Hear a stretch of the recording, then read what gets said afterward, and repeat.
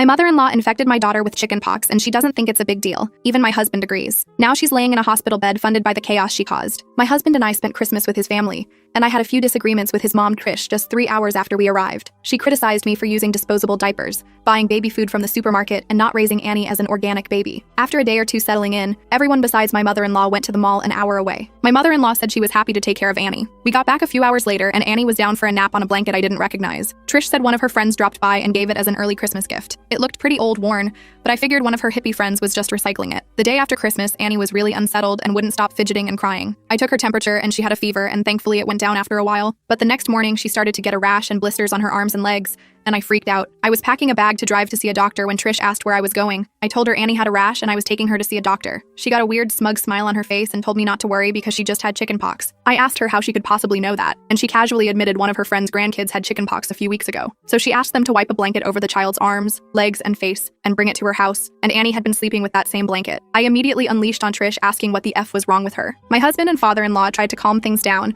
while Trish dug in her heels and said chickenpox was the best and most natural thing for Annie to build up her immunity. We drove to see the doctor and he confirmed she had it. He said I'll have to cut Annie's nails short and might have to tape socks on her hands while she sleeps, because kids so young can scratch until they bleed, and that will leave scars. On the drive back, my husband started making excuses for Trish, that she was only doing what she thought was best. I couldn't believe he was defending her, and we fought most of the way home until I told him to stop talking to me. I wanted to pull Trish's hair anytime I saw her after that, so I decided it was best to leave their house early. I got up first thing the next morning and started packing our stuff into the car, making sure to put the keys in my pocket because I was going in and out. My husband just had coffee with his parents like nothing was wrong. Annie was still asleep, so I gently belted her in and closed her door when Jack came out and asked if I had everything. I said we were good to go as soon as he was. He said okay, and then took out his key and locked the car, locking Annie in. I asked him what the hell he was doing, and he said we wouldn't be leaving until I apologized to Trish. He said his mom was just doing what was best, that chickenpox doesn't unalive you, and that I was making a bigger deal out of this than I needed to, and making Trish feel bad. I told him he needs to stop being a son and start being a father. He said he would always be Trish's son, so nobody could speak to his mother the way I had the day before, and I needed to apologize to clear the air. I ignored that and asked him to open the car so we could leave. He repeatedly refused, then walked back inside and said he would see me in there when I was acting more reasonable. Well, this idiot probably assumed that because I left my bag on the passenger seat, my keys were in there. Remember I said I put my keys in my pocket? I waited 30 seconds, then just hopped into the car and drove away. My phone blew up with a million calls from him and his parents. A day after I got home, my father-in-law texted saying Trish had come down with shingles and was in the emergency room,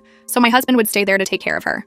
He's been there for the past few weeks, tending to Mama's every whim. I think I'm starting to realize how lucky I am to see the weird relationship with his mommy this early on. The fact that he cares more about Trish than his own daughter speaks volumes. When he eventually comes back, I think we'll have to have a serious talk about our future together.